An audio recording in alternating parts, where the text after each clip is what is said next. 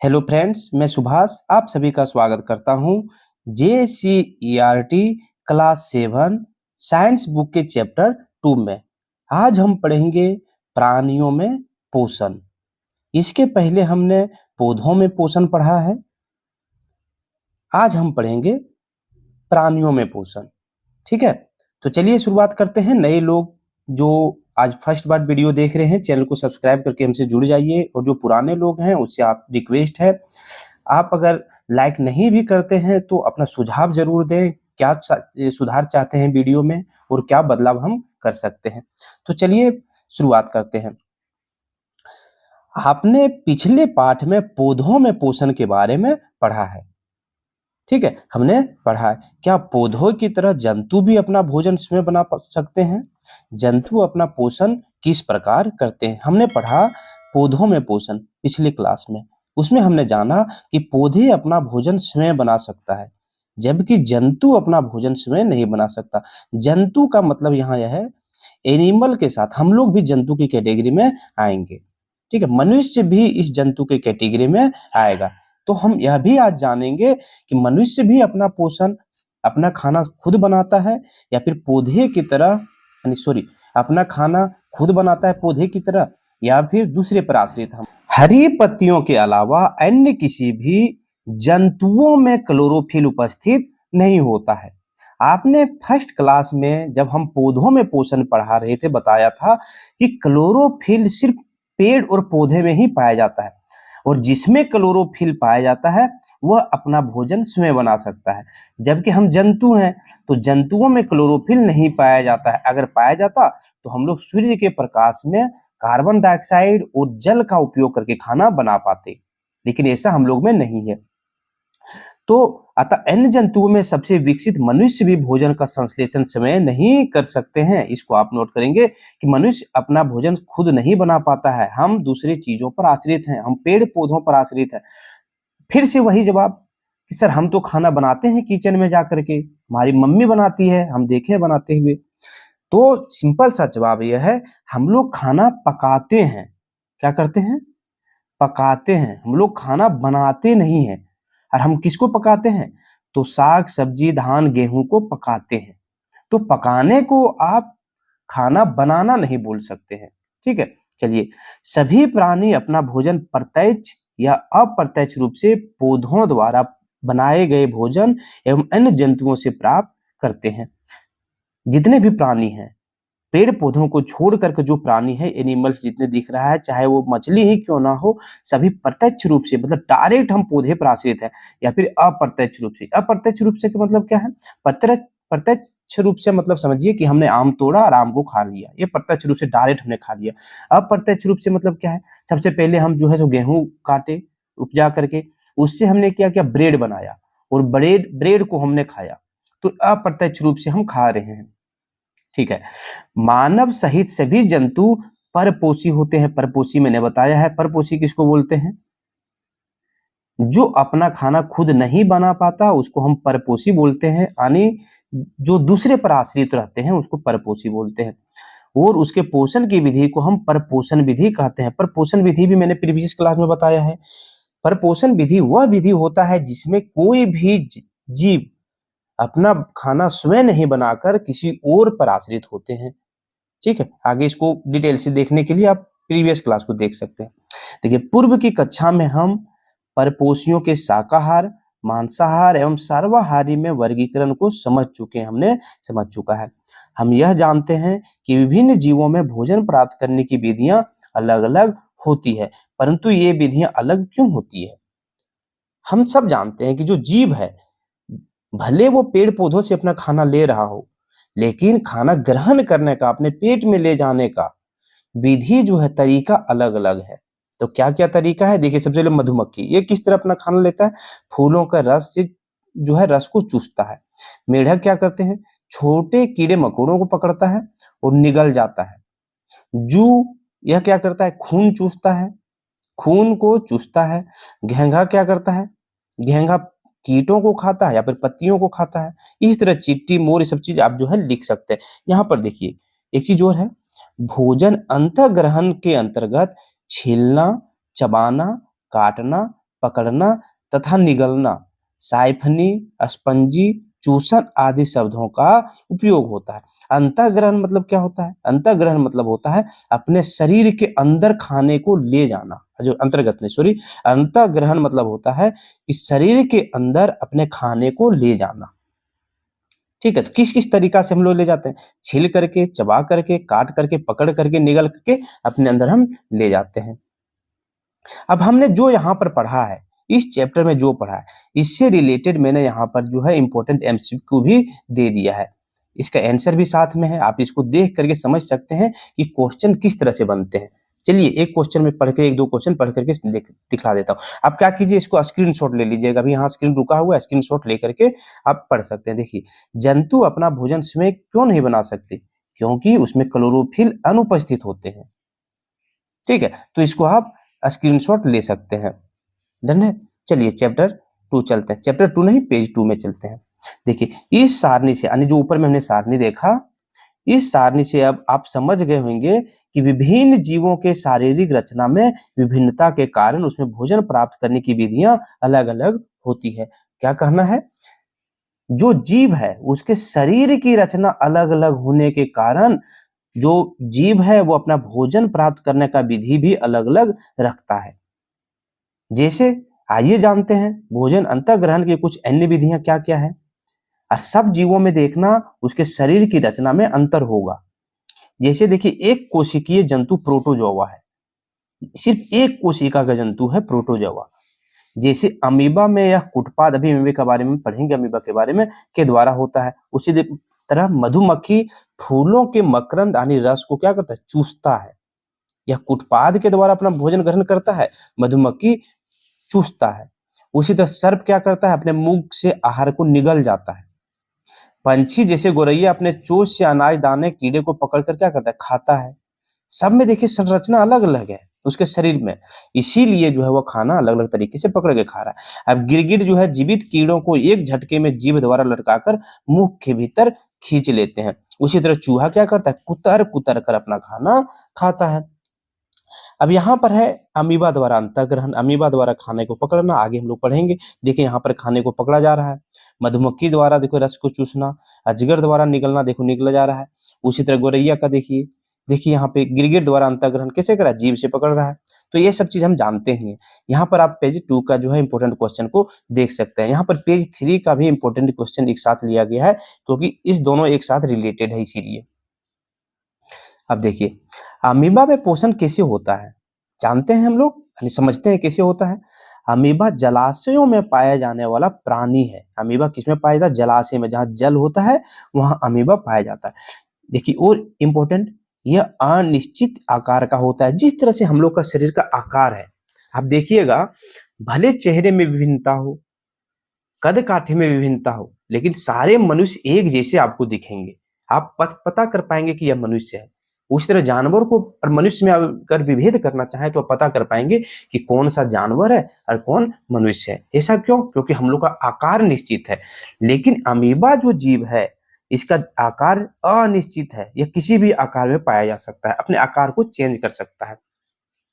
और अमीबा की कोशिका में एक कोशिकीय झिल्ली भी होता है। एक कोशिकीय झिल्ली, अमीबा सिर्फ एक कोशिका का होता है और उसमें कोशिकीय झिल्ली भी होता है। देखिए, एक गोल संघनन केंद्रक तथा कोशिकीय द्रव में बुलबुले के समान अनेक धानियां यानी वोकल्स होते हैं।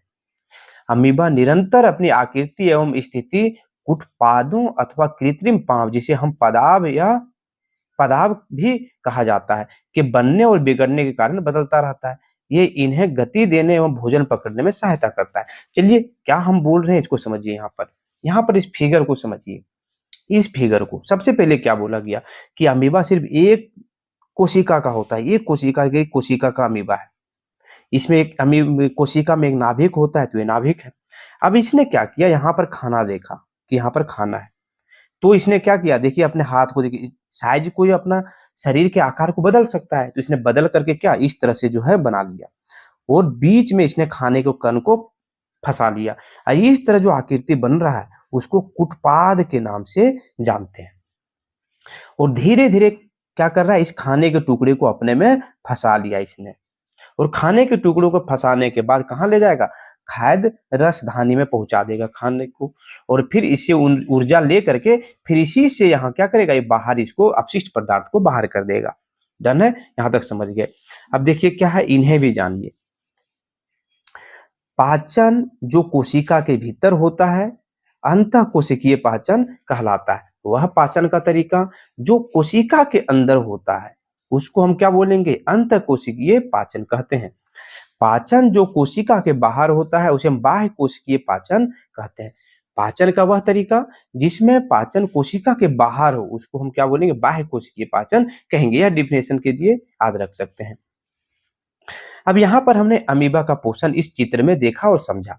अमीबा कुछ सूक्ष्म जीवों जैसे क्या, अब अमीबा बहुत छोटा है, सिर्फ एक कोशिका का है, तो बहुत छोटा हो अगर अमीबा है तो खाना में किसी बड़े चीजों को तो पकड़ नहीं सकता, मेढक को तो पकड़ के नहीं खा सकता, बड़ी मछली को नहीं पकड़ खा सकता, तो अपने साइज के अनुरूप ही किसी को पकड़ेगा खाने के लिए।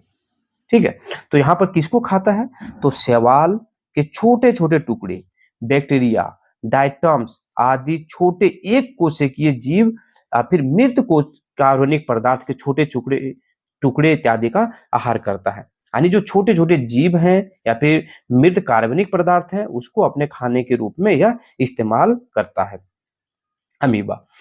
जब अमीबा को भोजन का आभास होता है, देखिए तरीका बता दे रहे हैं जो मैंने बता दिया, जब अमीबा को लगता है कि सामने भोजन है, आभास होता है, तो यह खाद्य कण के चारों ओर कूटपाद विकसित करता है। जैसे कि खाद्य के चारों ओर देखिए कूटपाद विकसित कर रहा है, यहाँ पर दिख रहा है, यहाँ पे देखिए विकसित करते हुए जा रहा है, विकसित करता है और भोजन को पूरी तरह घेर लेता है और अंतः निगल लेता है, और उसके बाद घेर करके क्या करता है, पूरी तरह निगल लेता है। खाद्य पदार्थ उसी खाद्यदानी में फंस जाते हैं और खाद्य पदार्थ जो है वही फूड बोकल में फंस जाता है। जैसे कि यहाँ पर फंसा दिया गया है, यहाँ पर देखिए खाद्य यहाँ फंसा दिया गया, यहाँ फंसा दिया गया है। खाद्य धानी में ही पाचक रस स्रावित होते हैं। अब खाना पचाना है तो यही खाद्य धानी में यहीं पे पाचक रस इसका स्रावित होगा और पाचक से क्या करेगा, देखिए ये खाद्य पदार्थ पर क्रिया करके उन्हें सरल पदार्थों में बदल देता है। सरल पदार्थ मीन्स अपने उपयोग के रूप में बदल देता है अमीबा, पाचक रस उस खाद्य पदार्थ पर डाल करके।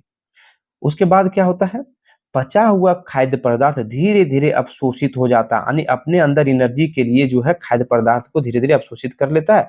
और अवशोषित पदार्थ अमीबा की वृद्धि, रख रखाव एवं बढ़ने में, गुणन मतलब क्या हो रहा है, एक से दूसरे अमीबा में बनने में उसका उपयोग करते हैं। और बिना पचा अपशिष्ट सारे तो नहीं पचेंगे, तो जो नहीं पच पाया वह खाद्य दानी द्वारा फिर बाहर निकाल दिया जाता है।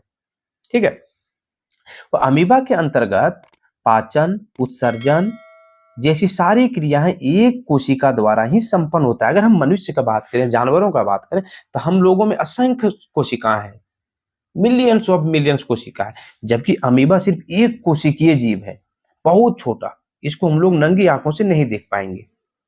अब यहाँ पर देखिए क्या आप जानते हैं, हाइड्रा, हाइड्रा भी एक जीव है। हाइड्रा एक कोशिकीय, ये एक बहुकोशिकीय जंतु है। हाइड्रा जो है इसमें बहुत सारी कोशिकाओं से मिलकर के बनता है, अमीबा जैसा सिर्फ एक कोशिकीय नहीं है।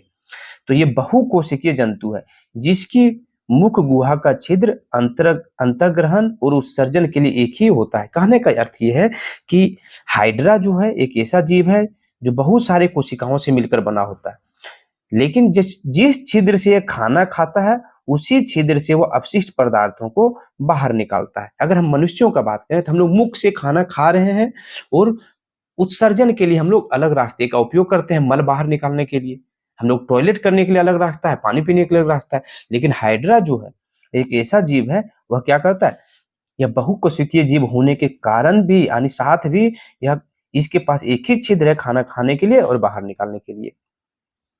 अब हम जानेंगे मनुष्यों में पाचन कैसे होता है। तो मनुष्यों में भोजन ग्रहण करने के लिए कौन सा अंग है, हम सब जानते हैं। मनुष्यों में भोजन ग्रहण करने यानी खाने के लिए मुख हमारा है, मुंह से हम खाना खाते हैं। ठीक है, देखिए यहाँ पर जवाब है, मनुष्य भोजन को मुख से ग्रहण करते हैं, यानी मुंह से ग्रहण करता है, और इस प्रक्रम को अंतःग्रहण कहते हैं। क्या कहते हैं, अंतःग्रहण कहते हैं। हमने बताया कि अंतःग्रहण किसको बोलेंगे, खाना को अपने अंदर ले जाने को ही हम अंतःग्रहण बोलेंगे, अंदर ले जाने को अंतःग्रहण बोलते हैं। अब भोजन मुंह से पेट में जाता है, यहाँ फिगर में आप देखिए, भोजन मुंह से होकर के कहाँ पर जाता है, पेट में जाता है। समझेंगे एक एक करके। आइए अब हम मानव में पाचन तंत्र को समझने का प्रयास करते हैं। जीव जंतुओं में मानव का पाचन तंत्र सबसे ज्यादा सुविकसित होता है। क्या बोला गया है कि जीव जंतु जितने भी हैं उसमें मानव का जो पाचन तंत्र है वो सबसे ज्यादा सुविकसित होता है। आप ऐसा इसे इसलिए बोल सकते हैं, मेरे तरह से अगर सोच रहे हैं तो हम लोग कुछ भी खा लेते हैं। हम लोग शाकाहारी भी खा लेते हैं, मांसाहारी भी खा लेते हैं, कच्चे पदार्थों को भी हम लोग खा लेते हैं, और सारे चीज को हमारा पाचन तंत्र क्या करता है, पचा लेता है। लेकिन मांसाहारी जीव जैसे शेर है, वो क्या करता है, सिर्फ मांस ही खाता है। उसी तरह देखिए आपका गाय है, वो क्या करता है, सिर्फ शाकाहारी चीज ही खाता है। उसी तरह कुछ जीव ऐसे जैसे कुत्ता है, वो दोनों चीजों को खाता है, उसको हम सर्वाहारी के नाम से जानते हैं। लेकिन मानव का जो पाचन तंत्र है वो सबसे ज्यादा सुविकसित है, नहीं विकसित है।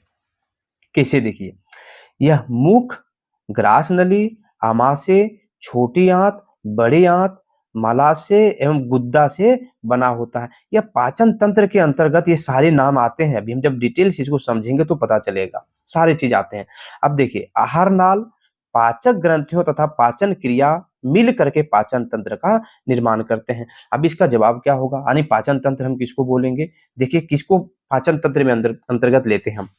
सबसे पहले मुख आ गया, दूसरा ग्रास नली, आमाशय, छोटी आंत, बड़ी आंत, मलाशय एवं गुद्दा से बना होता है। इसमें जो है आहार नाल और पाचन ग्रंथियां जो पाचन क्रिया में शामिल होते हैं, एंजाइम को बाहर निकालते हैं और पाचन में हेल्प करता है। इन सभी को मिला करके मानव पाचन तंत्र का निर्माण होता है, या फिर हम बोलते हैं कि मानव पाचन तंत्र का निर्माण हुआ। सबको तो हमने अभी तक जो पाचन तंत्र समझा है, उसके लिए मैंने एक्स्ट्रा मटेरियल को इसमें ऐड किया है, उसको समझते हैं। आखिर पाचन तंत्र क्या होता है उसको समझते हैं।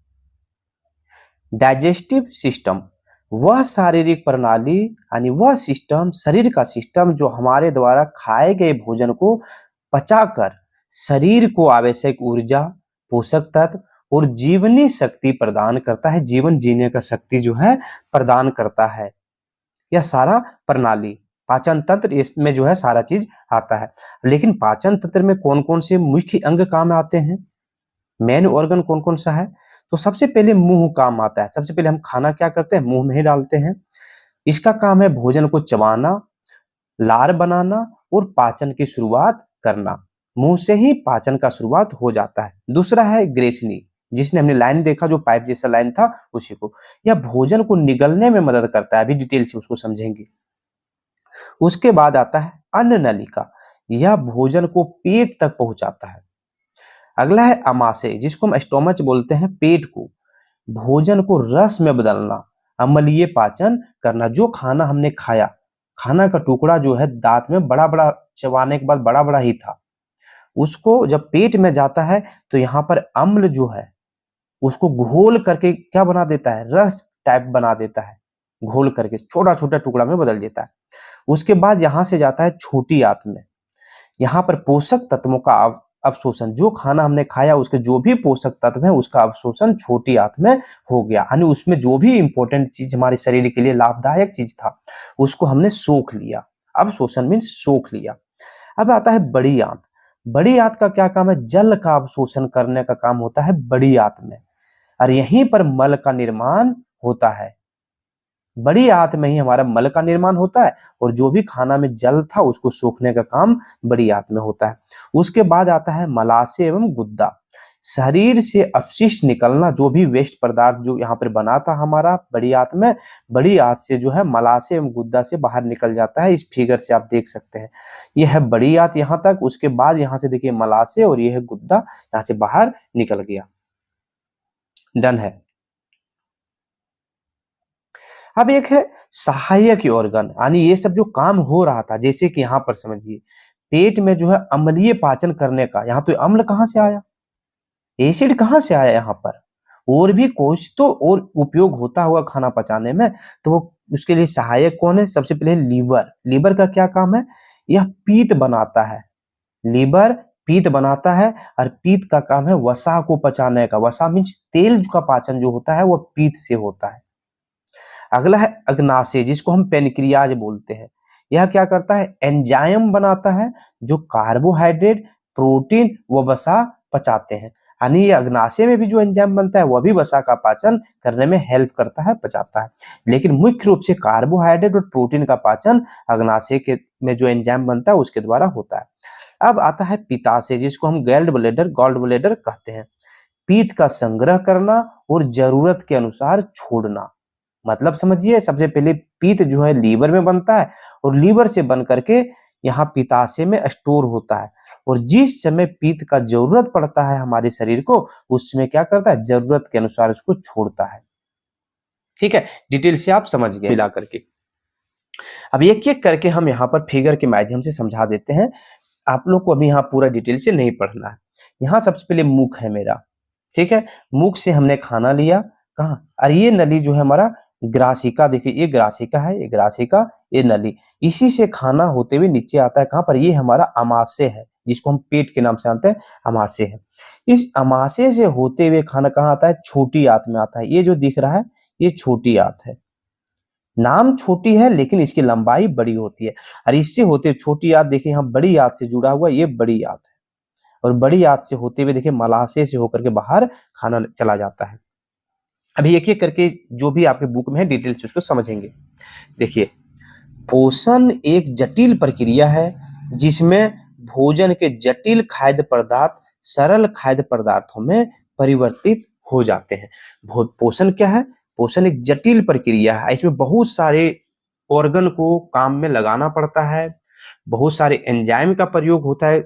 किस लिए, जो भोजन है जो हमने खाया वो जटिल खाद्य है, उसको सरल खाद्य में बनाने के लिए, इससे एनर्जी अवशोषित करने के लिए जो है सरल खाद्य में बनाना जरूरी होता है। अब जैसा मैंने जो शब्द बताया था अभी उसको समझते हैं। सबसे पहले अंतःग्रहण मतलब क्या होता है, भोजन प्राप्त करने और खाने की क्रिया जो मुख के द्वारा होता है उसे हम अंतःग्रहण कहते हैं। पाचन क्या होता है, शरीर के भीतर भोजन का सरल तथा विलेय अणुओं में तोड़ा जाना पाचन कहलाता है। शरीर के भीतर भोजन का सरल तथा विलेय अणुओं में, जो घुल जाने वाले अणु में बहुत छोटा छोटा जो है तोड़ करके बना देना को हम पाचन कहते हैं। और पाचन मुख से आरंभ होकर के छोटी आंत में समाप्त होता है। जो पाचन है हमारे मुख से ही स्टार्ट हो जाता है और छोटी आंत में समाप्त हो जाता है। अब है अवशोषण, पचे हुए भोजन में उपस्थित विलेय पदार्थ का शरीर के द्रवों जैसे रक्त में चला जाना अवशोषण कहलाता है। मनुष्यों में अवशोषण की क्रिया छोटी आंत में होती है। इस बात को गौर करेंगे कि मनुष्य में जो अवशोषण होता है वो कहाँ होता है, छोटी आंत में होती है। अवशोषण क्या होता है, अगर हम सिंपल वर्ड में समझें, सिंपल वे में समझें तो इस तरह समझिए, जो चीज हमने खाया, जैसे हमने एप्पल खाया, एप्पल में आयरन बहुत ज्यादा है, तो आयरन हमारे शरीर में कैसे जाएगा, हमने तो पेट में खा लिया, पेट में पचते हुए आएगा, जैसे छोटी आंत में आएगा।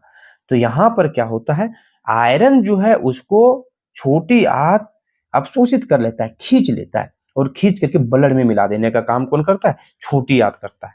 उसी तरह अगर हम और भी पौष्टिक चीज खा रहे हैं कोई विटामिन का, तो वो कहाँ पर पचेगा, छोटी आंत में जाएगा। छोटी आंत में उसके सारे गुणों को अवशोषित करके ब्लड में पहुंचा दिया जाता है। और ब्लड हमारे पूरे शरीर सभी ऑर्गन से जुड़े हुए होते हैं, तो ये सारा जो है पौष्टिक चीज वो कहाँ पहुंचता है, हमारे सारे ऑर्गन के पास पहुंच जाता है।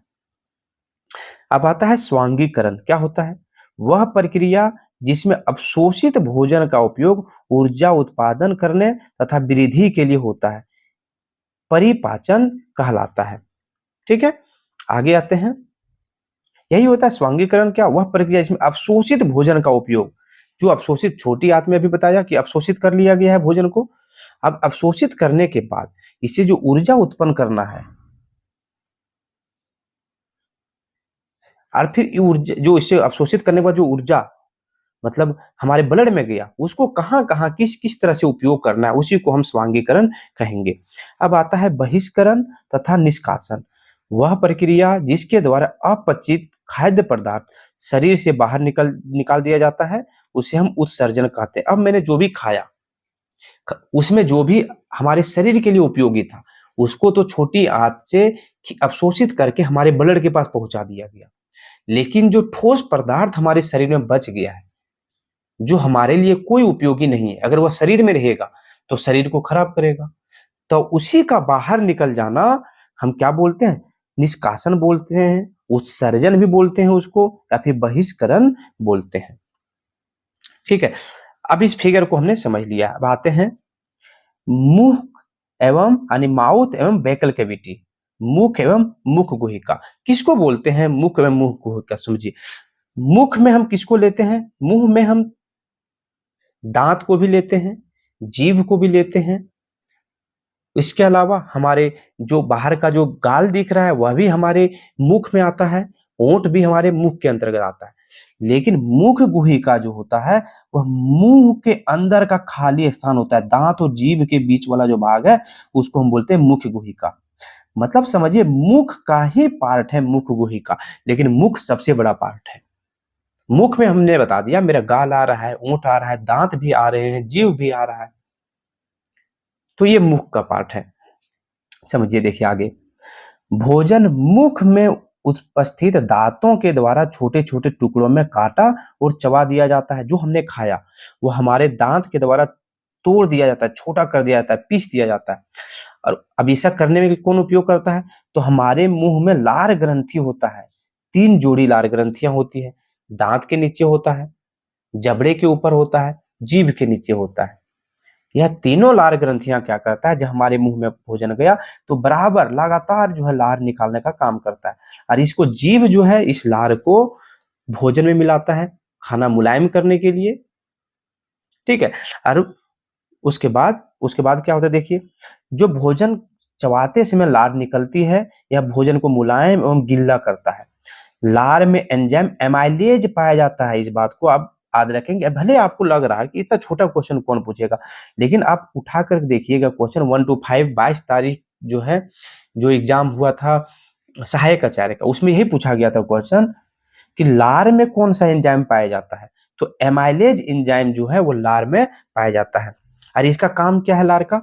यह जो जटिल भोजन जैसे कार्बोहाइड्रेट स्टार्च के रूप में को साधारण भोजन यानी मल्टोस और कार्बोहाइड्रेट का साधारण प्रकार में परिवर्तित कर देता है। अब सवाल आता है कि लार का जो एंजाइम है, लार का एंजाइम जो है इमाइलेज, इसका उपयोग क्या है?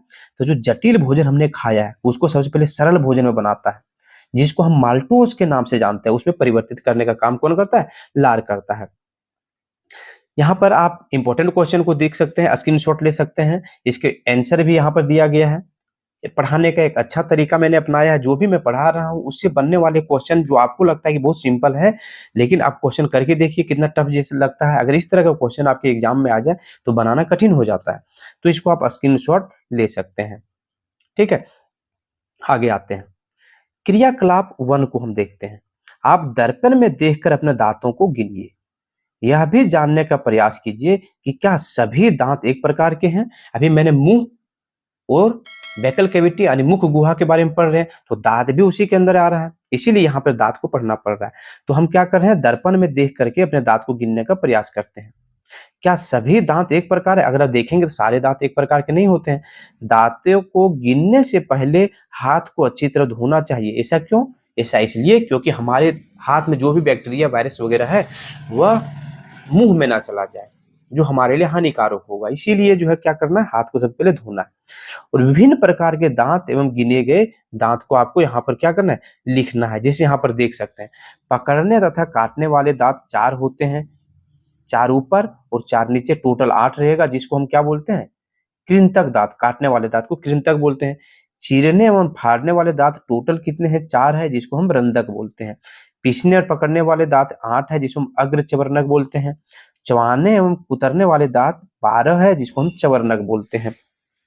ठीक है, चवर्णक। देखिए यहाँ पर आप इसको देख सकते हैं, यहाँ पर दांत जो है पूरी डिटेल से दिया गया। अब यहाँ पर देखिए ऊपर अंकित सारणी 2.2 की सहायता से विभिन्न दांतों का उपयोग, प्रकार, संख्या एवं कार्यों को समझिए। हमने समझ लिया ऊपर में, लेकिन इसको और डिटेल से अगर हम समझना चाहें तो यहाँ पर मैंने एक्स्ट्रा ऐड किया है दांत के फिगर के साथ, ताकि और अच्छी तरह से आप समझ सकते हैं।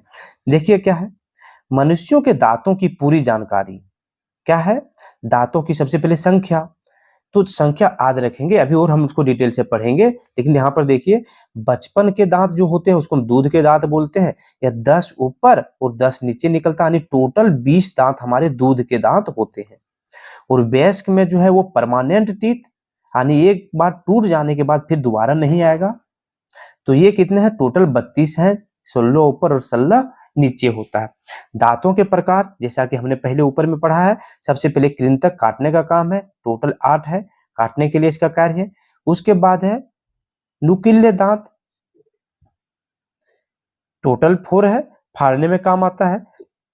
अग्रचवर्णक 8 है, 4 ऊपर और 4 नीचे, देखिए सारा जोड़ा में होगा। चबाने और पीसने के लिए काम आता है।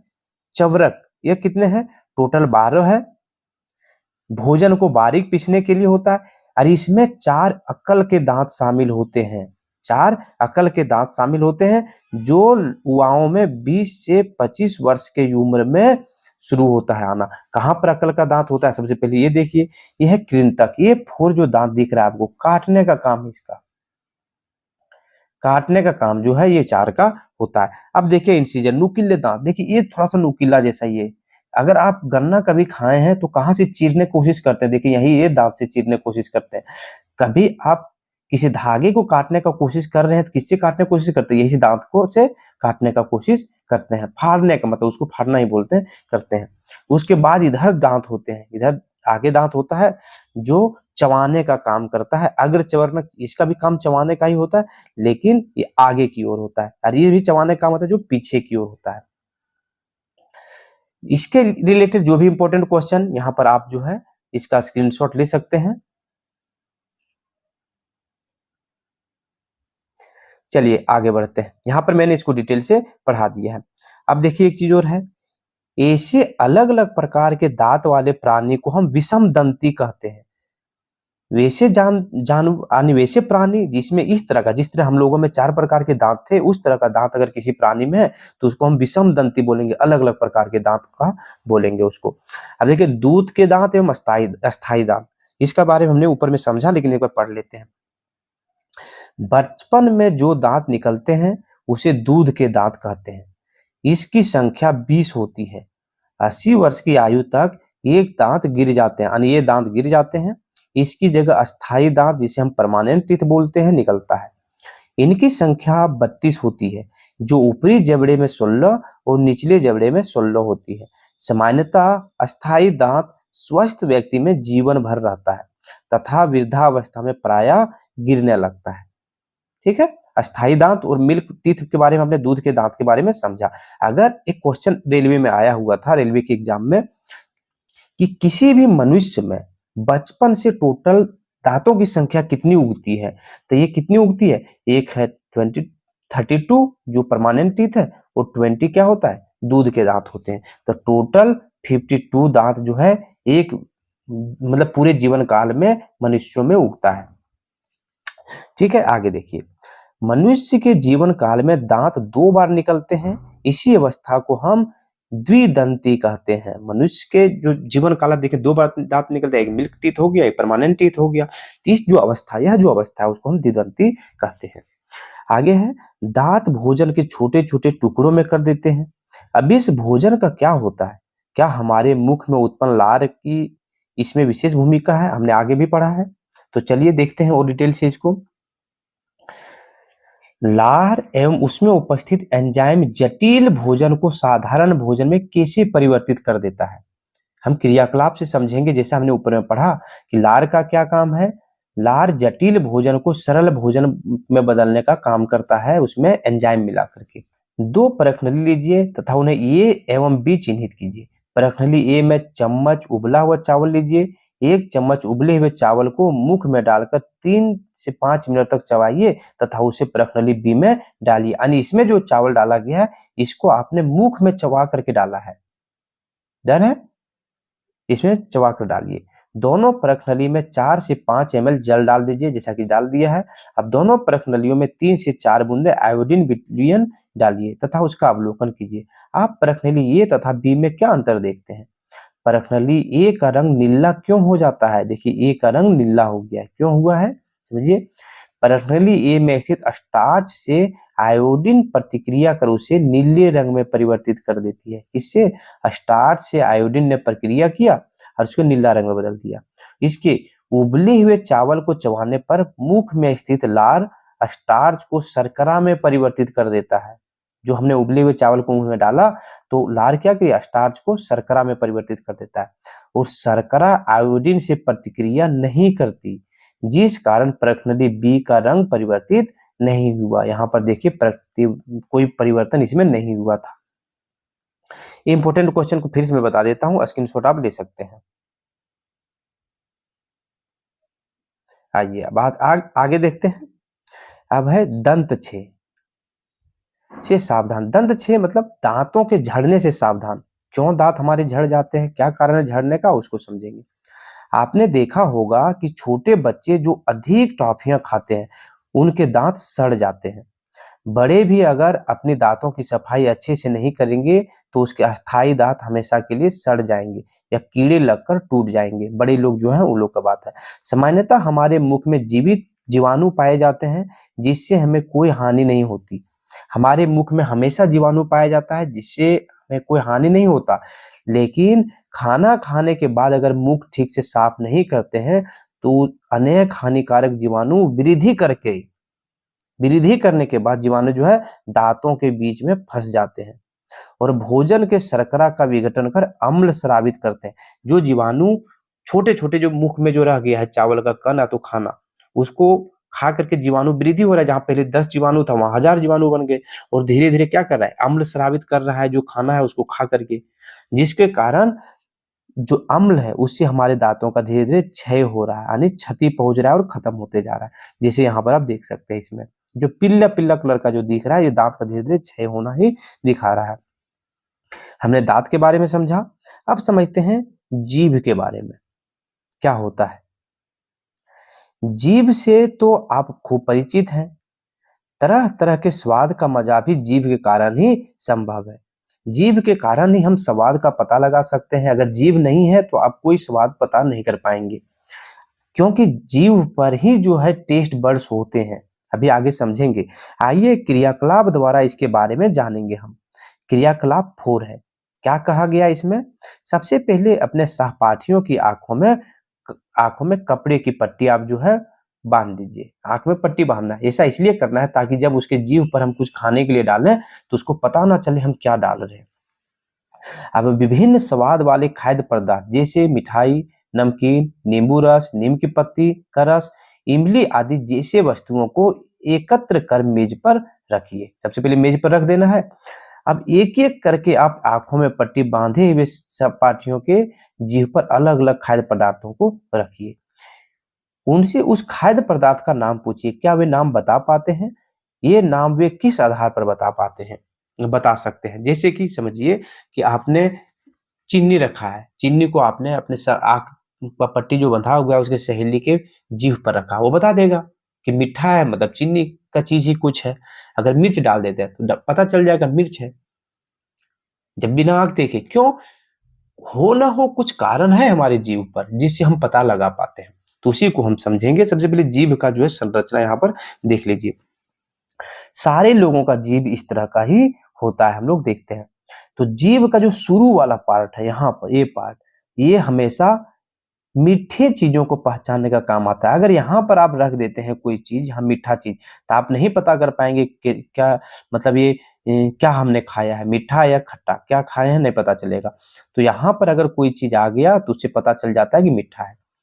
यहाँ पर अगर आ गया ये दोनों साइड तो पता चलता है कि नमकीन चीज हमने खाया है। अगर इधर दोनों साइड आ गया तो ये पता चल जाता है कि खट्टा है।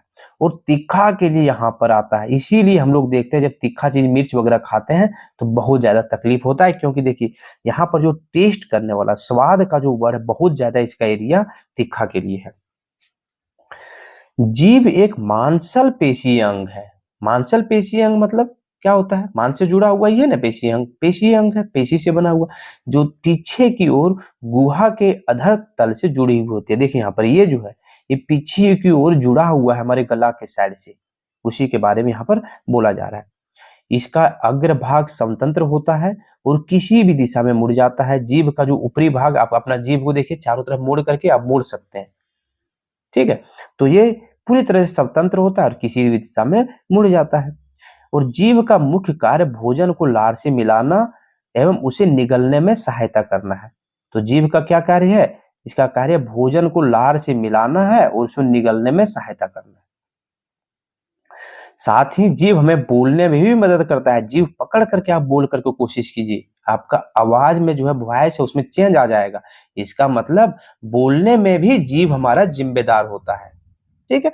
और जो मैं बताना चाह रहा था, क्या जीभ पर स्वाद कलिकाएं यानी टेस्ट बड्स होती है, जिसमें हमें विभिन्न प्रकार के स्वाद का पता चलता है। कहाँ पर होता है? जीभ पर होता है। आइए अब मुख गुहिका के, इसको स्क्रीनशॉट लेंगे। मुख्य गुहिका के भाग के बारे में जानते हैं, यानी अंदर का पार्ट ऑफ शरीर के पार्ट्स के बारे में हम लोग जानने का कोशिश करेंगे। देखिए, सबसे पहले आता है भोजन नली, जिसे हम ग्रास नली कहते हैं। ग्रास नली क्या होता है? ओसोफेगस के नाम से इसको जाना जाता है। यह है ग्रास नली। ग्रास नली जिसे यहाँ पर देखिए, यहाँ से पेट से जुड़ा हुआ है, ये ग्रास नली है। ग्रास नली में भोजन की गति, इसको समझेंगे। फिगर को आप देखिए, यानी पढ़ने के बाद में फिगर एक एक करके समझाते हुए चलूंगा ताकि आप बेहतर तरीके से इसको समझ सकें। मुख्य गुहिका से निगला हुआ भोजन ग्रास नली में जाता है। जैसे आपने मुख में खाना लिया और जो निगल लिए, तो वो कहाँ जाएगा? ग्रास नली में जाएगा। ग्रास नली गले एवं वक्ष से होती हुई जाती है। ग्रास नली की भित्ति के संकुचन से भीतर नीचे की ओर भोजन नीचे की ओर सरकता जाता है। जैसे समझिए, ये देखिए यहाँ पे इतना सकरा है, इस तरह से सकरा है। ठीक है। अब हमने खाना खाया, तो खाना का टुकड़ा बड़ा है, तो यहाँ पर डायरेक्ट गिरना चाहिए नीचे, यानी बड़ा है जिसका नीचे गिर जाता, लेकिन ऐसा नहीं होता।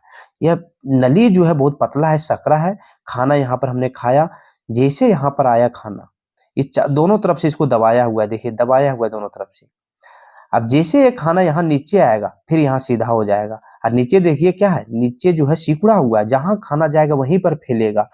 और नीचे आएगा तो नीचे फिर ये फैलेगा। मतलब फिर से हम समझा देते हैं क्या होता है। खाना जैसे मुंह से यहाँ पर आया, यहाँ पर देखिए, यहाँ पर पहुंचा, यहाँ पर फैल गया रबड़ की तरह, जबकि इधर दोनों साइड जो है सिकुड़ा हुआ है।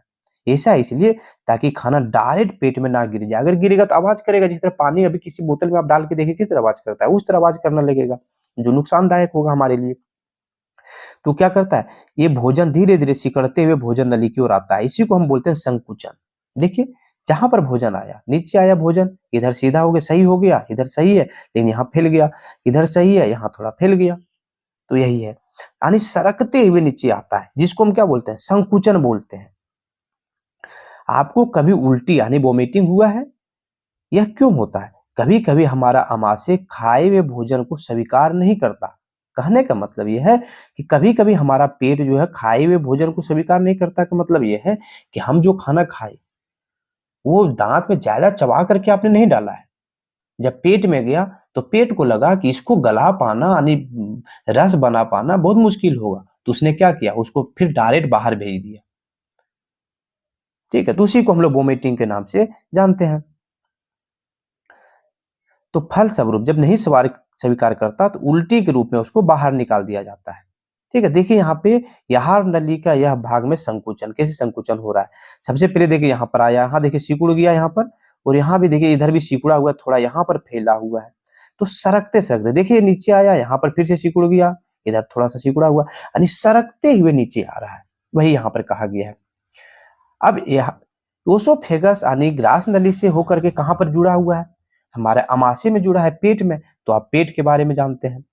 अमाशय मोटी भित्ति वाली एक थैलीनुमा संरचना होती है। देखिए, मोटी भित्ति यानी इसका जो भित्ति है, यानी जो अमाशय बना है वो थोड़ा मोटा होता है, इसका चमड़ी थोड़ा मोटा होता है, बना हुआ है, और यू आकार की है। देखिए यहाँ से कैसा है, यू आकार की, यू इसी तरह लिखते हैं, यू आकार की बना हुआ है, आकृति का होता है। तथा आहार नाल का सबसे चौड़ा भाग है। जो आहार नाल में हमने बताया कि अमाशय भी आहार नाल में ही आता है, उसमें सबसे चौड़ा भाग क्या है? पेट का ही है, अमाशय का।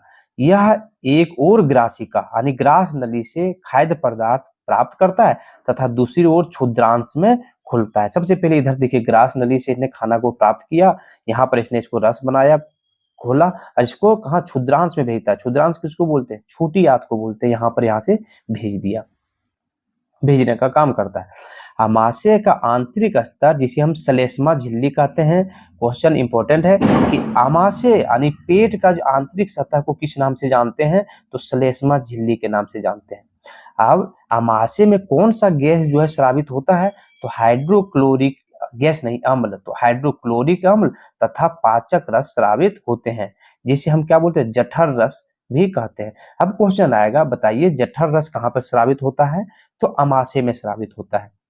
अगला, श्लेष्मा झिल्ली अमाशय के आंतरिक सतह को सुरक्षा भी प्रदान करता है। यहाँ कहने का यह मतलब है कि अम्ल इतना पावरफुल होता है कि किसी भी के शरीर को जला देता है, किसी भी शरीर को जलाने की क्षमता होती है अम्ल में। और हाइड्रोक्लोरिक अम्ल जो है बहुत पावरफुल होता है, अगर आप बाहर में अगर उंगली इसके अंदर डाल देते हैं हाइड्रोक्लोरिक के अंदर, तो यह पूरे हाथ को क्या करेगा, गला देगा। तो जब ये हमारे पेट में हाइड्रोक्लोरिक अम्ल है, तो हमारे पेट को क्यों नहीं गला देता है, तो इसका कारण यह है कि श्लेष्मा झिल्ली जो है हमारे पेट की रक्षा करती है। देखिए यहाँ पर लिखा है, श्लेष्मा झिल्ली अमाशय के आंतरिक सतह को सुरक्षा भी प्रदान करती है। जो अमाशय उसका अंदर का लेयर जो है, जहां पर भोजन वगैरह है, उससे जो है सुरक्षा करता है, उसकी सुरक्षा करता है। देखिए उसके बाद स्रावित अम्ल, जो अम्ल हमारे श्लेष्मा झिल्ली से स्रावित हुआ था, हाइड्रोक्लोरिक अम्ल और जठर रस जिसको हम बोल रहे हैं, स्रावित अम्ल अनेक ऐसे जीवाणुओं को नष्ट करता है जो भोजन के साथ हमारे साथ पहुंच गए थे। अब जो भी हमने भोजन के साथ जीवाणु हमारे पेट में गया था, उसका नाश कौन करता है, तो जो अम्ल है हाइड्रोक्लोरिक अम्ल, वह इसको खत्म कर देता है।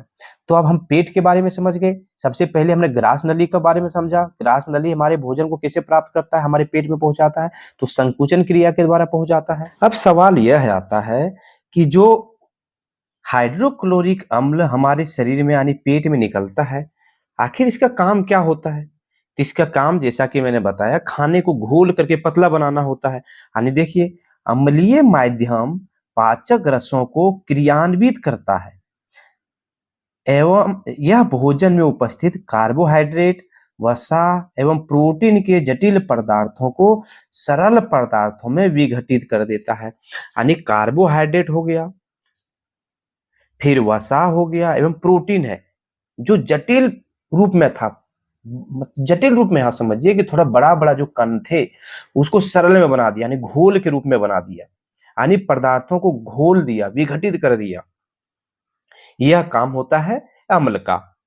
अब हम ये कंप्लीट हो जाने के बाद छोटी आंत पढ़ेंगे, स्मॉल इंटेस्टाइन, यानी क्षुद्रांत्र क्या होता है इसको समझते हैं।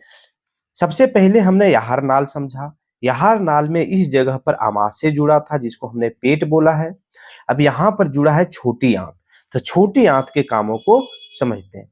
यह याहर नाल का एक महत्वपूर्ण अंग है। असल में अगर बात करें तो याहर नाल में जितने भी अंग जुड़े हुए हैं सारे महत्वपूर्ण हैं, लेकिन छोटी आंत जो है भोजन से जो इंपॉर्टेंस हमारे शरीर के लिए पोषक तत्व है उसका अवशोषण होता है, इसीलिए जो है इसको महत्वपूर्ण अंग का दर्जा दिया गया है।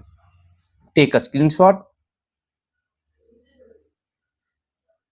ऊपर के पेज का जितना भी इंपॉर्टेंट क्वेश्चन था इसको मैंने यहां पर दे दिया है।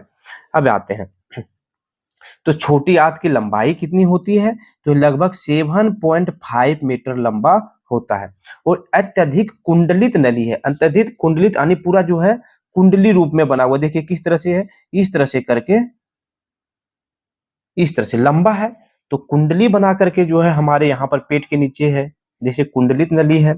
इसमें भोजन का पाचन एवं अवशोषण दोनों ही होता है। यानी भोजन का पाचन कहाँ पर होता है, तो छोटी आंत में भोजन का पाचन होता है। और जो पच गया खाना, तो हम पचा हुआ भोजन किसको बोलेंगे, जिस भोजन से हमारे शरीर के लिए इंपॉर्टेंट पोषक तत्व अवशोषित हो जाता है उसको हम बोल देते हैं पाचन हो गया है। तो ये दोनों कहां पर हो रहा है, छोटी आंत में होता है। अब छोटी आंत के चारों तरफ जो दिख रहा है यह बड़ी आंत है। बड़ी आंत मोटाई में जो है सो मतलब ज्यादा मोटा होता है, लेकिन लंबाई में छोटा होता है, जबकि छोटी आंत लंबाई में बड़ा होता है और चौड़ाई में छोटा होता है। आइए अब हम यह जानें कि छोटी आंत में क्या होता है। हमने तो ऊपर में जान लिया है, लेकिन और तरीके से समझने का प्रयास करते हैं। देखिए क्या होता है, छोटी आंत की ग्रंथियों से एक प्रकार का रस निकलता है जिसे हम आत्र रस कहते हैं। तो छोटी आंत के ग्रंथि जो है उससे आंत्र रस निकलता है। इसके साथ ही यह लीवर एवं अग्नाशय से भी स्राव प्राप्त करती है। यानी अग्नाशय देखिए यहाँ पर, यहाँ जो है छोटी आंत लगा है, यहाँ से देखो ये क्या है, यह ये देखिए अग्नाशय है और यह है पीत रस। यहाँ से पीत जो है छोटी आंत में जा रहा है और ये अग्नाशय से जहां जुड़ करके यहाँ से भी जो है एंजाइम छोटी आंत में जा रहा है। वही बोला गया है कि लीवर यानी यकृत और अग्नाशय से जो है स्रावित होने वाला जो रस है वो कहाँ जा रहा है, क्षुद्रांत में जा रहा है। तो क्षुद्रांत की आंतरिक भित्ति पर उंगली के आकार के समान उभरी हुई हजारों संरचनाएं होती है, जिन्हें दीर्घ रोम अथवा रसाकूर कहते हैं। रंसाकूर छोटी आंत की अवशोषण की सतह को बढ़ाती है। जैसे यहाँ पर देखिए, यह छोटी आंत ऊपर बाहर से दिख रहा है हम लोग को कुंडली के रूप में छोटी आंत है, लेकिन अंदर से देखें, ये देखिए ये छोटी आंत है, इसके अंदर में इस तरह का संरचना बना हुआ है, जैसा कि आप इस फिगर में, यहाँ पर इस फिगर में देख सकते हैं। देखिए रोम जैसा बना हुआ है, इसका क्या काम है, इसी का काम है पोषक तत्वों का अवशोषण करना, और पोषक तत्वों का अवशोषण करके यहाँ जो है ब्लड वेसल उसमें पहुंचा देना। और ब्लड वेसल क्या करता है, ये सारे पोषक तत्व को हमारे सारे शरीर के सारे ऑर्गन के पास पहुंचाने का काम करता है। ठीक है, तो यही है क्या, दीर्घ रोम के नाम से इसको जाना जाता है। यह क्या है, उंगली नुआ समान उभरी हुई हजारों संरचना है। देखिए उंगली जैसा क्या है, उभरा हुआ है, हजारों संरचना है। यही है छोटी आंत में रंसाकूर। देखिए फिर अब आता है यकृत, यानी जिसको हम लीवर बोलते हैं। सबसे पहले यहाँ पर है ग्रास नली, फिर है ये अमाशय, ये है अग्नाशय, ये है पित्ताशय, ये है लीवर। एक चीज और याद रखेंगे, लीवर सबसे बड़ा ऑर्गन हमारा है, किसका, सबसे बड़ा ऑर्गन हमारे यहारनाल का है, जिससे आगे हम समझेंगे। देखिए यकृत हमारे लाल भूरे रंग की ग्रंथि होती है, यानी गहरे लाल भूरे रंग की ग्रंथि होती है, जिसे ये दिख रहा है, जो उदर के ऊपरी भाग यानी पेट के ऊपरी भाग दाहिनी ओर अवस्थित होती है। यह शरीर का सबसे बड़ी ग्रंथि है। क्वेश्चन पूछा जाता है कि बताइए शरीर की सबसे बड़ी ग्रंथि कौन सा है, तो यह लीवर है, जिसको हम यकृत के नाम से जानते हैं। और इसी यकृत से ही पीत रस का स्रावित होती है, यानी श्रावण होता है। फिर क्वेश्चन बनेगा कि बताइए पीत रस का स्राव कहाँ से होता है, तो लीवर से होता है। और ये पीत रस लीवर से स्रावित होकर कहाँ पर संग्रहित होता है, तो जो जिस थैली में संग्रहित होता है उसको हम पित्ताशय कहते हैं। पीत का काम क्या है, तो पीत रस के पाचन माने वसा के पाचन में महत्वपूर्ण भूमिका निभाती है। कौन, पीत रस। डन है यहाँ तक। अब इसके बाद यहां से बाद ये अग्नाशय है मेरा, ये है हमारा अग्नाशय। इसको समझते हैं। अग्नाशय क्या है, यह हल्के पीले रंग की बड़ी ग्रंथि है। देखिए यहाँ पर अग्नाशय, ये हल्के पीले रंग की क्या है, बड़ी ग्रंथि है, जो अमाशय के ठीक नीचे स्थित होती है। इसमें स्रावित होने वाले अग्नाशिक रस, तो अग्नाशय से कौन सा रस स्रावित होता है, अग्नाशिक रस, जो भोजन में व्याप्त कार्बोहाइड्रेट और प्रोटीन पर क्रिया करता है तथा इसको सरल रूप में परिवर्तित करता है। अब क्वेश्चन यह पूछा जाएगा सिंपल सा कि बताइए हमारे शरीर में कौन सा रस कार्बोहाइड्रेट और प्रोटीन को पचाने में सहायता करता है, तो यह कौन सा होगा, अग्नाशिक रस जो है वह भोजन में जो भी कार्बोहाइड्रेट और प्रोटीन है उसको पचाने में यानी सरल रूप में तोड़ने में हेल्प करता है। अब आता है आगे, आंशिक रूप से जो थोड़ा सा पचा हुआ भोजन है, पूरा नहीं, थोड़ा आंशिक रूप से पचा भोजन अब क्षुद्रांत यानी छोटी आंत के नीचे भाग में पहुंचता है। मैंने बताया छोटी आंत की लंबाई जो है 7.5 मीटर है। तो सबसे पहले पेट से जो यहाँ से आया, पेट से नीचे छोटी आंत में आया खाना, अब धीरे धीरे पचता हुआ जा रहा है, कुंडली में पचता हुआ जा रहा है। और जब आंशिक रूप से पच गया, यानी पूरी तरह से नहीं, आंशिक रूप से पच गया, तो कहाँ जाता है, छोटी आंत के निचले भाग में पहुंचता है, जहां आंत रस पाचन क्रिया को पूर्ण कर देता है। और जब नीचे भाग में पहुंचता है तो आंत से जो रस निकलता है छोटी आंत से, वह पाचन क्रिया को पूरी तरह से क्या कर देता है, यानी पूर्ण कर देता है। कार्बोहाइड्रेट, शर्करा, वसा यानी देखिए फिर समझिए, देखिए कार्बोहाइड्रेट को सरल शर्करा में बदल देता है, जिसको हम ग्लूकोज बोलते हैं। कहां पर, छोटी आंत के निचले भाग में। उसके बाद वसा जो है उसको वसा अम्ल में बदल देता है, और ग्लिसरीन जो है एवं ग्लिसरॉल में, वसा को जो है वसा अम्ल एवं ग्लिसरॉल में बदल देता है तथा प्रोटीन को एमिनो अम्ल में परिवर्तित कर देता है। क्या क्या हुआ फिर से समझिए एक बार, हो सकता है पढ़ने में प्रॉब्लम हो रहा था। कार्बोहाइड्रेट को सबसे पहले सरल शर्करा जिसको हम ग्लूकोज बोलते हैं उसमें बदल देता है, इससे हमको हमारे शरीर में एनर्जी मिलता है। छोटी आंत के निचले पार्ट में बात कर रहे हैं। वसा जो है वो किस में टूटता है, वसा जो है वसा अम्ल में टूट जाता है और ग्लिसरॉल में टूट जाता है तथा प्रोटीन किस में टूटता है, प्रोटीन एमिनो अम्ल में परिवर्तित होता है। उसके बाद जो ये रसांकुर है जिसको ये रोम जैसा उंगली जैसा, तो रसांकुर की सतह से पचे हुए भोजन का, जो भोजन पच गया, टेक अ स्क्रीनशॉट, ठीक है। उसके बाद पचे हुए भोजन का अवशोषण होता है।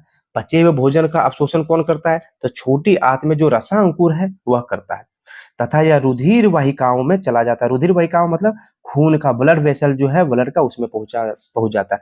अवशोषित पदार्थ का स्थानांतरण रुधिर वाहिकाओं द्वारा शरीर के विभिन्न भागों तक होता है। यहाँ उसका उपयोग जटिल पदार्थों को बनाने के लिए किया जाता है। इस प्रक्रम को हम स्वांगीकरण, एसिमिलेशन कहते हैं। एसिमिलेशन हमने ऊपर में समझा है, फिर से एक बार पढ़ के आप समझ सकते हैं इसको।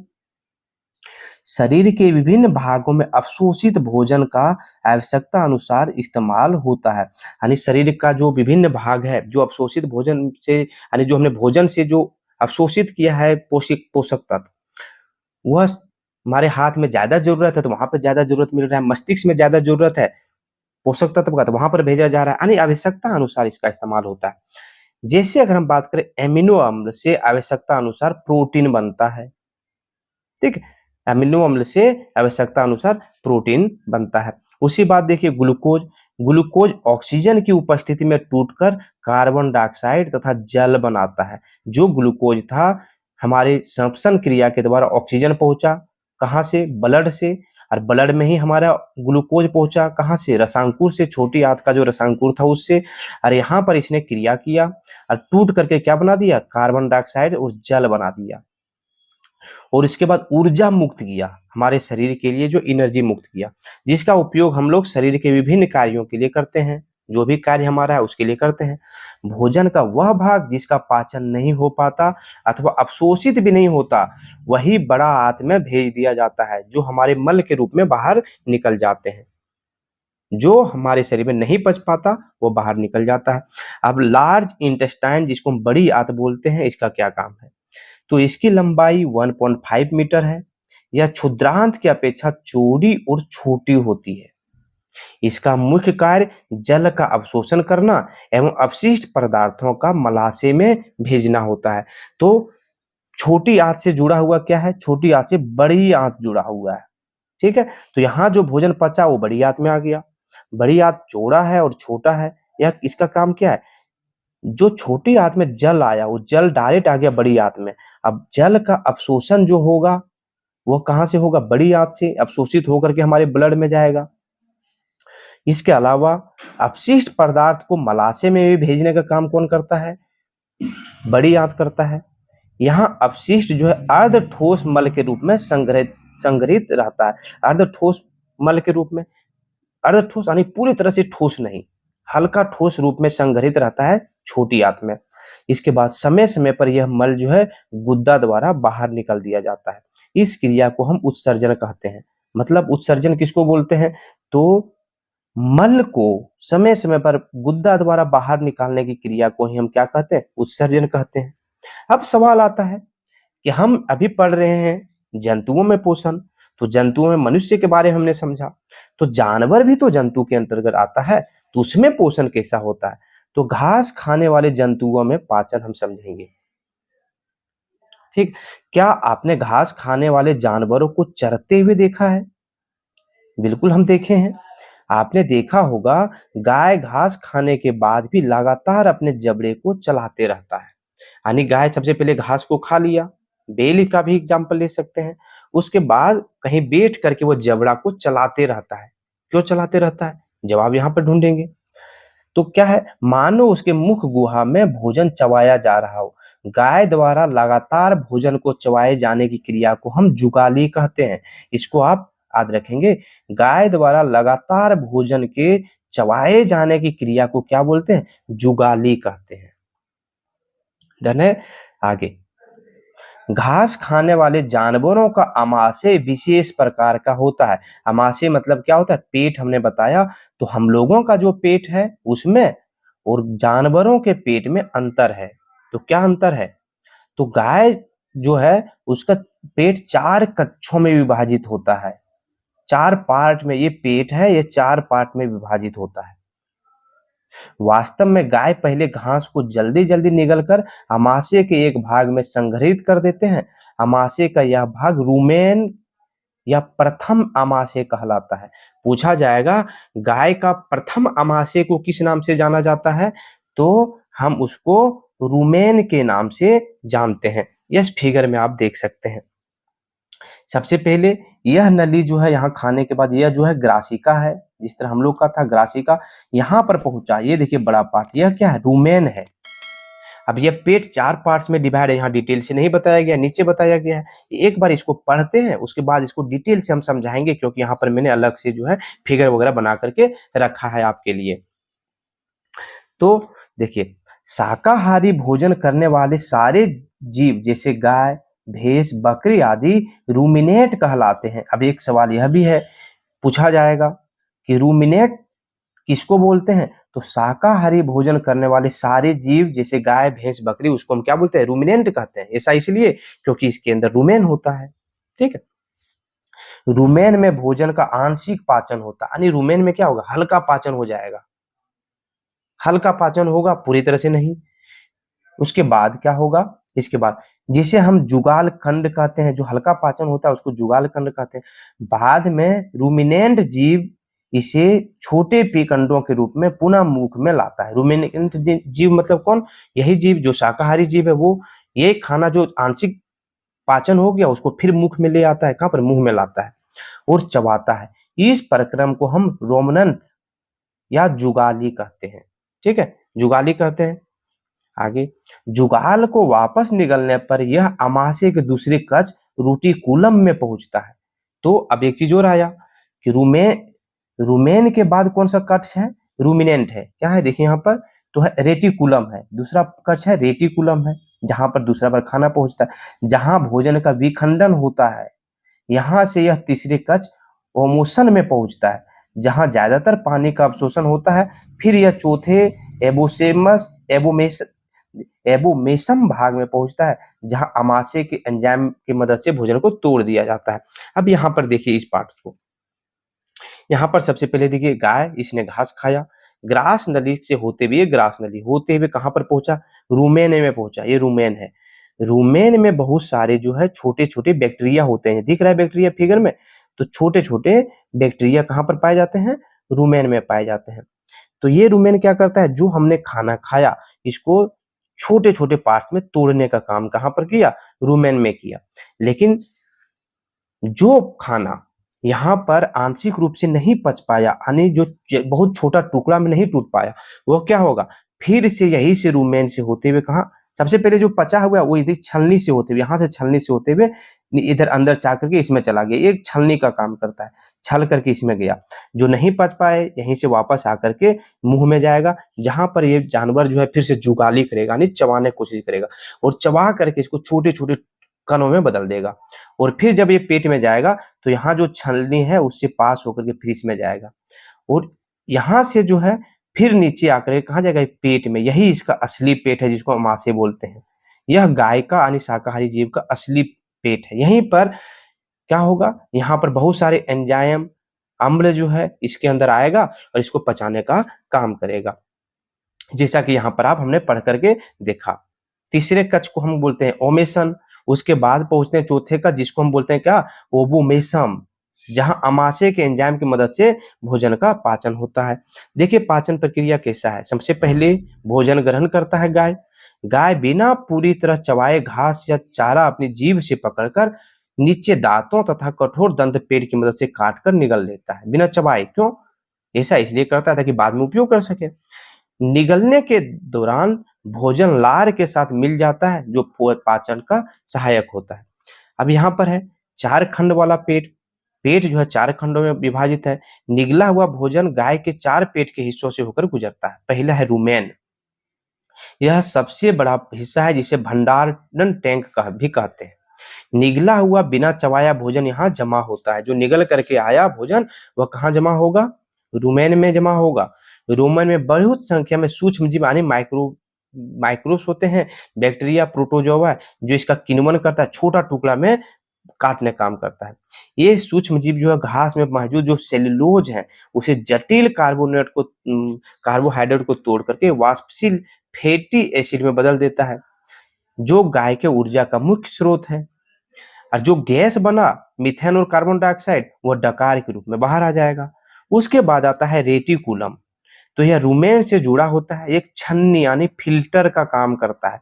यह बड़े खाद्य कणों को फंसा देता है, जिसे दोबारा चबाने के लिए मुंह में भेज देता है, जिसे चबाने का जरूरत होता है, जिसको हम जुगाली बोलते हैं। जुगाली या पागर के बारे में हमने समझा। उसके बाद आता है छोटी आंत, उसके बाद कहाँ पहुंच गया? छोटी आंत में पहुंचता है, जिसको हम ओवमेसम में से आंशिक रूप से पचा हुआ भोजन छोटी आंत में पहुंच जाता है, जहां अधिकांश पोषक तत्वों का अवशोषण होता है। फिर बड़ी आंत में पहुंचता है, जहां शेष पानी अवशोषित हो जाता है। हम लोग तरह ही जो है पानी का अवशोषण कहाँ होता है? इसका बड़ी आंत में। और अपचित भोजन जो है गोबर के रूप में शरीर से बाहर निकल जाता है। हमने गाय के जो है पाचन तंत्र को समझा। इससे रिलेटेड जो भी क्वेश्चन बनने वाले इंपॉर्टेंट क्वेश्चन मैंने यहाँ पर दे दिया है, इसको आप स्क्रीनशॉट ले सकते हैं। इसका आंसर भी मैंने दिया है, स्क्रीनशॉट आप इसको ले सकते हैं। अब आगे आता है पाचन होता है यानी वही जानवर का क्षुद्रांत और बृहदांत में अवशोषण होने के बाद अपचे भोज्य पदार्थ निष्कासित हो जाते हैं। इस प्रकार पाचन की प्रक्रिया पूर्ण हो जाती है। यह किसका था? यह हमने गाय और शाकाहारी जानवरों के बारे में जाना। अब सेल्यूलोज की मात्रा घास में बहुत ज्यादा होती है, जो एक तरह का कार्बोहाइड्रेट है। कौन? सेल्यूलोज। मानव या अन्य जंतु इसका पाचन क्यों नहीं कर पाते? हम लोग इसका पाचन, सेल्यूलोज का पाचन नहीं कर पाते हैं। हमारा शरीर, हमारा पाचन तंत्र जो है सेल्यूलोज को पचाने के लिए नहीं है, हम लोग इसको पचा नहीं पाते हैं।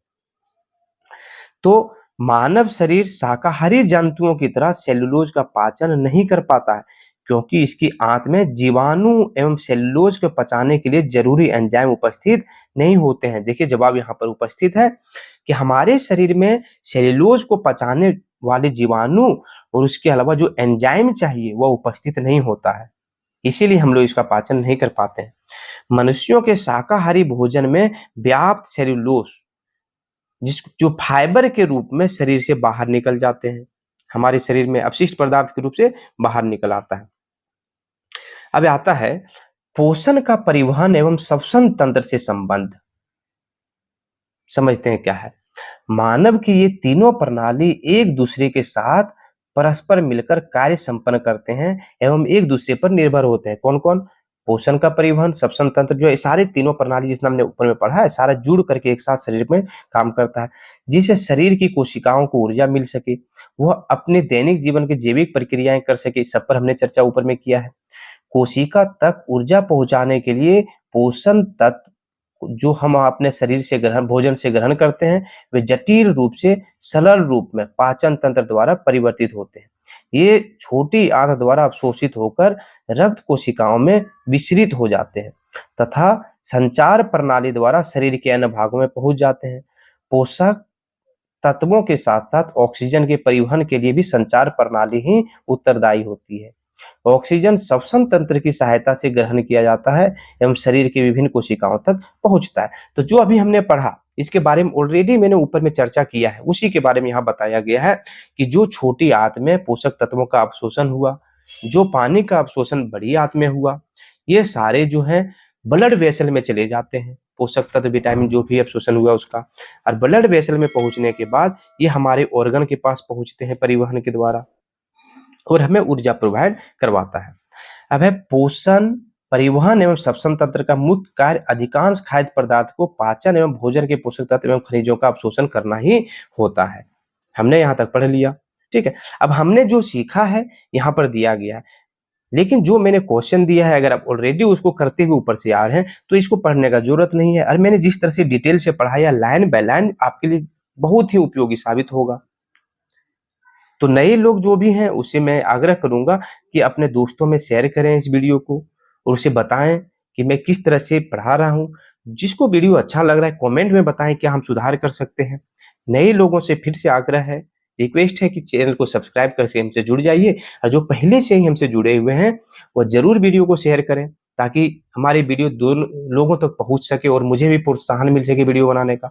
फिर से मिलते हैं आप लोगों से नई वीडियो में, तब तक के लिए आप सभी को दिल से धन्यवाद।